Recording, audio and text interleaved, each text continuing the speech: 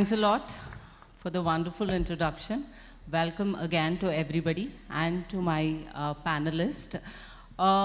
We are the bridge between your lunch and this panel discussion.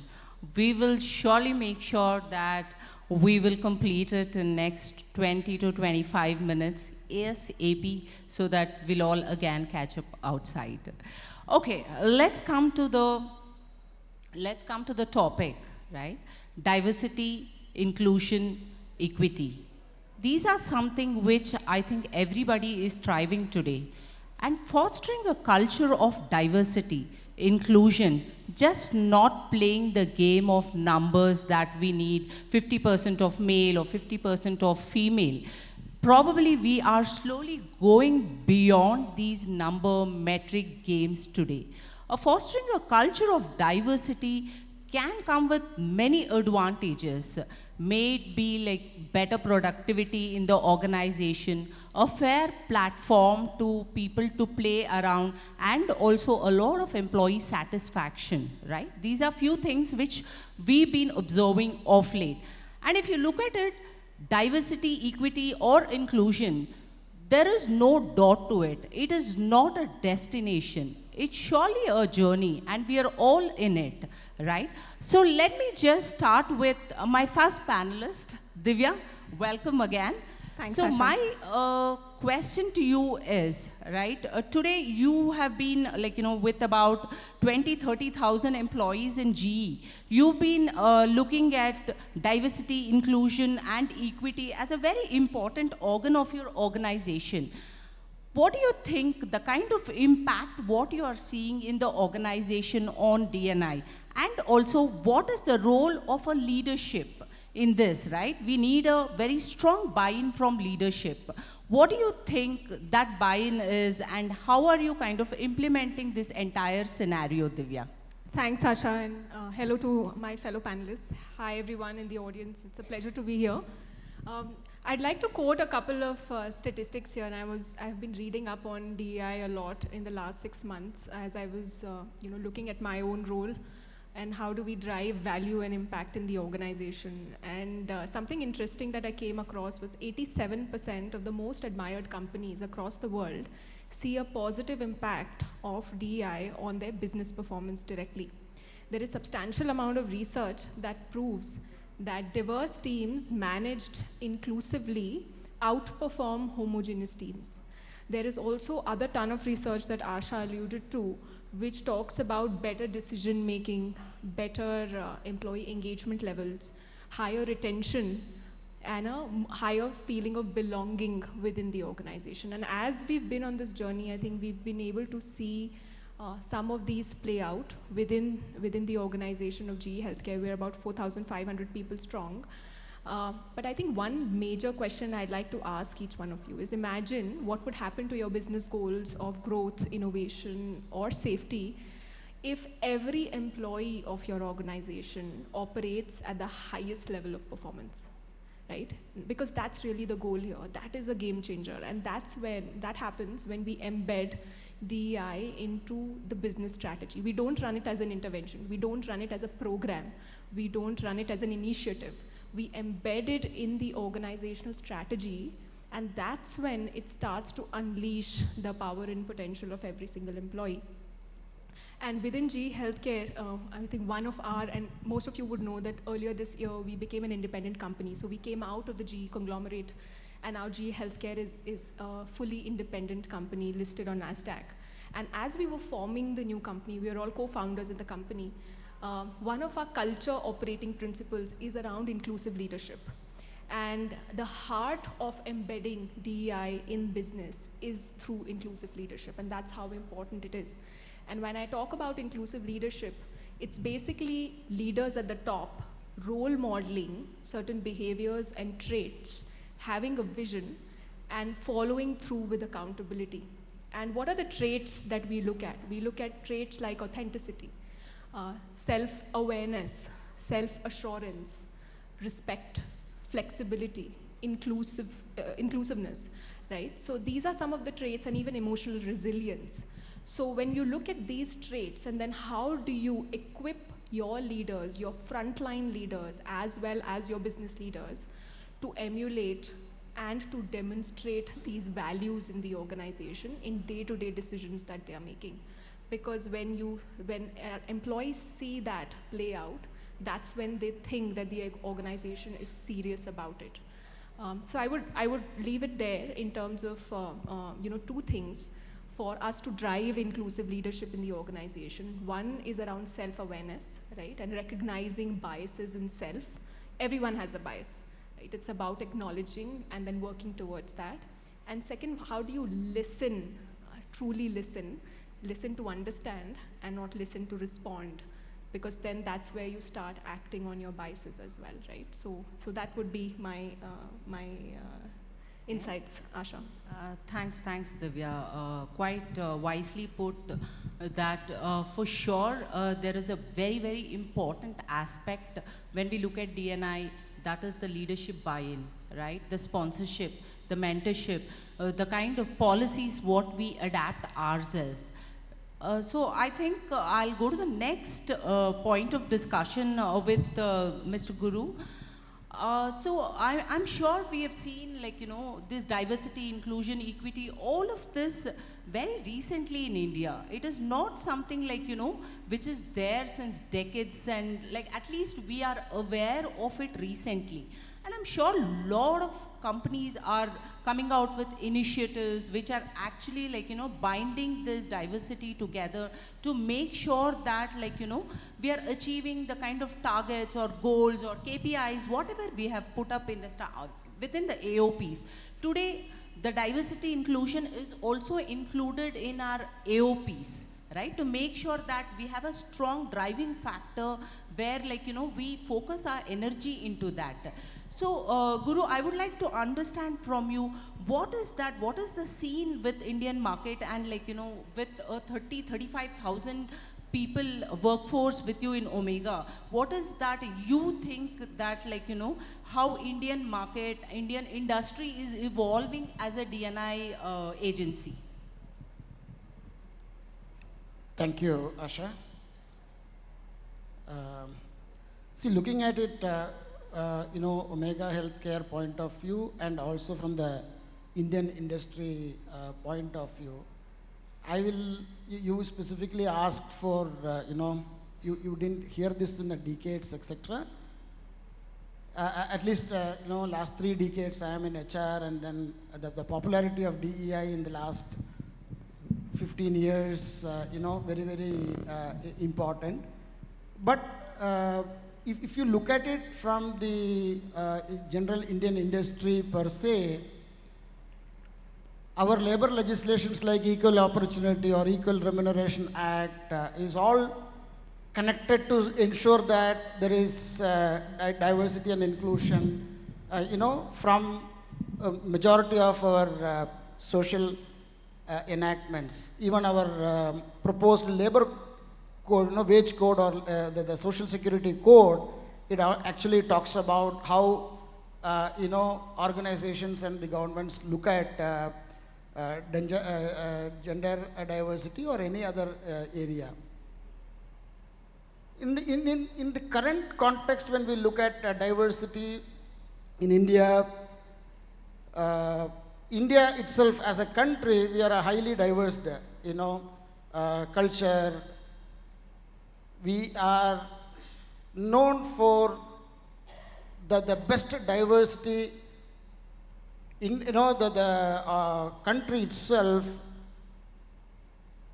irrespective of secularism, irrespective of language, irrespective of religious practices, rich heritage, culture, etc. What is now going to be, looking at it is in terms of our generation gaps. The organizations run by Generation X, managed by Generation Y, and we have bringing in more and more Gen Z to work with. So the cultural aspects, the elements, we are in a crossroad, whether the more number of Gen Zs in the organization, people look at, is it a problem of them being very vocal? They are coming with very high purpose driven. They wanted to make changes. They wanted to be a change agent. Whereas when I started my career 35 years back, 33 years back, we wanted to have an employment. Somebody decides what we're supposed to do. But today's generation decides what they wanted to do. So looking at that, the diversity in Indian market is going to be beyond whatever is designed in our DEI charters. I also see the technology adoption, a capability to adopt new technologies. That has got a direct impact on how we are able to create, when anybody, in the equity, when we are talking about inclusive work environment, everybody has a say, everybody are, given the opportunity to feel belonging to that organization. And more mergers and acquisitions are happening. I see the need for, India to look at how the leadership inclusiveness in bringing the new organizations when they acquire, when they merge, how that, the DEI mindset is there. So more than the DEI mindset, from the beginning I have seen that every organization wanted to ensure that it should be a harmonious work environment. Good old factories talks about welfare officers to be there to ensure that there is a harmony in the system. The toxic environment gets created basically when we don't give attention to the harmony in the organization. So there is, Gallup 12 questions, all of you would have definitely, breathed that in the past. It was all talking about the engagement question. But if you look at the new definitions of equity and inclusiveness, it's all asking the basic question, hey, am I belonging to this place? Am I creating that, inclusiveness? So we don't have much challenge in terms of racism, and in multiple different Western countries, the kind of DEI is, looking into vis-a-vis the Indian market, but we are looking at DEI. I think, my own experience in our organization, we acquired 4 organizations, and then that too in the pandemic, and we were able to seamlessly integrate without losing a single leader by repurposing them into different organizations. We also looked at, 90% of women employees return back from maternity, and they get an opportunity to work. We have a very focused way to look at, hey, how are we looking at these small areas of need in the organization? Because women employees coming to work in an organization, with a BPO, ITES kind of an environment, that is a need for them. So are we, while we get multiple opportunities to hire people from outside, how are we trying to look at small segment? I think that is very key. So India, from a DEI perspective, to me, is a very unique country to look at, because in our culture and psyche, I think DEI is there.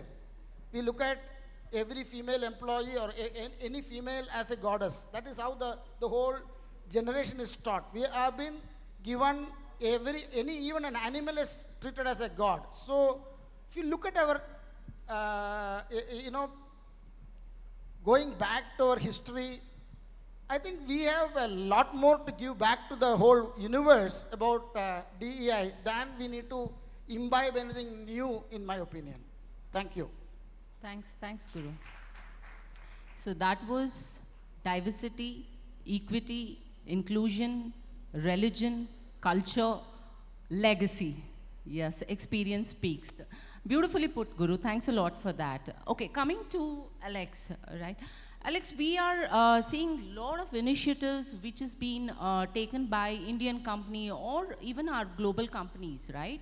It can be like, you know, you're bringing in 6 months maternity leave or 1 year maternity leave, or increasing on diversity and making sure that there is different way of hiring people today, not necessarily the usual ones what we do from like, you know, on Naukri or on LinkedIn, those kind of things, right? And also a very strong buy-in today from leaders, and having a lot of new policies which are actually adopted to the DNI, the entire scenario, right? And there are scholarships which has been given, and like, you know, there are physically handicapped people, at least like, you know, 10 to 15% are there in big companies, and I'm sure you have 6% already, what you told me, right? What are the like, you know, recent trends, the future proof, what we can look at in DNI to make sure it is just not a societal norm, but also like, you know, which can be sustaining and also like, you know, relevant to today's industry or today's global market. So what would be your inputs coming from a company like Landmark with about 30 to 40,000 people around, right? Yeah, so good afternoon, everyone, and good afternoon to the panelists. I represent Landmark Group. If you have shopped at Lifestyle or Max or Home Center or Spar or bought a Krispy Kreme donut, you know, you're one of our customers, right? Today we have around, you know, in India about 20,000 people, in which around 6% are people with disabilities. One in 3 employees is a woman today. Now, when you look at organizations, if we have to actually have a long-term strategy for DEI, the first question to answer is, why do we want to do it, right? Is it something that's good to have because everybody is speaking about it and maybe we get some brownie points? But the why is very important, because today you see what is being sold in the media is that organizations are sold based on their valuations, isn't it? I mean, how much profit you make, how much sales you make. But I think organizations have a much bigger responsibility, right? And I would actually divide them into 5 areas. One, of course, is shareholders, because without their money, you cannot do business. So you have to give them the return. So, you know, it is definitely important that shareholders get their worth. But that's not everything. The second is, of course, your customers, because if your customers don't find value, you know, you can't make money. While companies do these two very well, that, you know, focus on profit, and all boardroom discussions focus on, you know, profit and, you know, customers, what are you doing for it?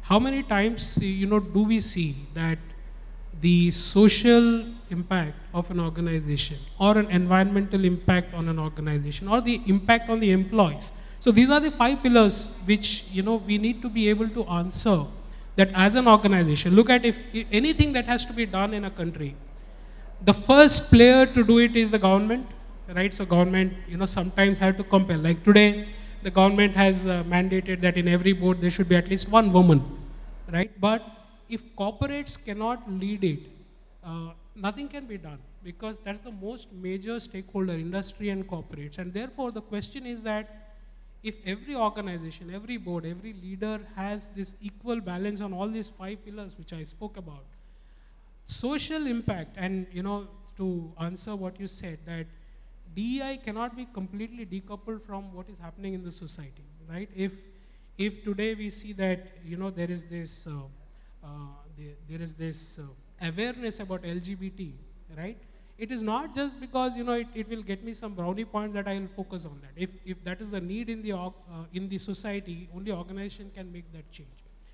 So what we realized, of course, 5 years back is that at our stores, we have, you know, people who are serving customers. Most of our customers are women, you know, just to tell you the business side of it. And if you have 90% of your people who are men, you know, would a woman be comfortable shopping in that store, right? And and that's how we impressed upon the leadership that, look, it makes complete business sense that we have women in the store, because the decision maker on fashion and what we buy is a woman. And a woman will feel more comfortable interacting with another woman. You are going to a trial room, you know, you are having discussions on what to wear, whether it fits you right. right? So there is, of course, a what you call impact, but I think it is more about the leadership driving it, beyond the point of profitability. Some of these initiatives that we drive, you may not be able to, say that, okay, this is how much profit we deliver. DEI is not about that. DEI can bring in maybe higher productivity. Everybody knows that. Maybe it will bring about a little bit of open communication, better conflict resolution. So there are a lot of, I can go on, and I don't want to stand in between lunch and all of you here. But the point is that in my experience, we have today employed around 600 people with disabilities. On an average, we have at least one disabled person in a store. And my leadership, all the CEOs have made the commitment to their next line in an open forum that we will double that number in a year. And that is what it takes to actually make social impact. And you're not losing anything. If at all, you will gain out of it. And therefore, to answer the why, that the why is that I want to make a social change because I have the power to do it, because all large organizations have the money, they have the opportunity, and to answer that why and incorporate it on a long-term strategy, maybe 5 years down the line, where do you want to be? And also have it as the part of your company's health dashboard, right? I think that is the only way that we can make a difference in DEI. Okay, the customer obsession and transparency and employee satisfaction. So overall, these are something what I think my takeaway was, Alex, from what you told, and yours is a huge organization, and I'm sure these things actually help in DNI, enhancing the DNI part of it. So before we end up, as promised, we will try to wind it up in another 30 seconds. So probably one-liner, Guru sir, I would like you to tell what is that you would want our audience to take away from this entire idea of DNI and the initiatives and everything what is going around, right, globally and also in the Indian market. What's one-liner takeaway what you would like to tell? One-liner takeaway that I can give you is just focus on what you are doing and try to see that is there a fair attention is given to whatever the DEI definition you look at it, that is very easy to know, and an opportunity, if it is there, try to promote that with your co-work employees. Thanks, Guru. Divya, from your side? I think it starts with each one of you. Right, so spend time to understand your own biases, and you will be able to conquer them. Beautiful. Alex? I would say DEI is not a good to have, it is a strategic initiative, and everybody sitting here has a responsibility to make our organizations more diverse, more inclusive, right? And if you're a manager, the question is, do you have a diverse team? I think each one of us has a responsibility. Totally agree that. And my last word would be, as I told while I started, it is surely not a destination. There is no dot next to it.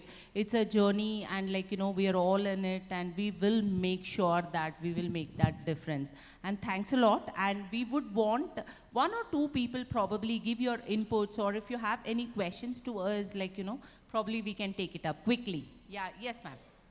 The first one. Sorry, I don't know your name. Yeah, you. Am I audible? Okay, great. So this is open to the dais again, and it's more of a thought than a question. While we're talking about DE and I, right, I think we've come a long way from just talking about women representation in the workforce. So I think it's also about LGBTQI plus community, the persons with disabilities. So I didn't, in this panel discussion, I didn't see any of this coming up. So as leaders, my question to you is, are we only focusing on, increasing the representation of women in the workforce, or are we also at the moment looking at the other aspects of DE&I? Sure. I think, Alex? So I can quickly add, I think women or gender diversity is just one part of it. It is the most obvious though. And it is something that a lot of companies are just starting with because that's right there, right? That you can have a baseline and start to it. But like as Alex mentioned, disability, other forms of diversity representation are all metrics that companies are tracking for. And I would say it's not just diversity, it is inclusion as well, because diversity is one thing about the mix, but how do you make that mix work is your inclusion. So what are you doing to look at inclusion scores? Or are there culture surveys in your organization that talk about inclusion index, right? And the third part is equity, right? How do you have processes, policies in place that are fulfilling that promise of equal opportunity for everybody, and you are meeting them where they need to be met, right? So it's a multitude of things within the DEI space, not just gender. Thanks, Divya. So I think, yeah, I am getting a lot of indication. Okay, thanks a lot. Thanks a lot for the panelists also. I had and one let's head out to Yeah, lunch. we will Thank be you. here. Anybody have got questions, you can definitely ask us. I know that some 2-3 hands came up, but We'll probably catch up yeah, in the we'll lunch. catch up in the lunch.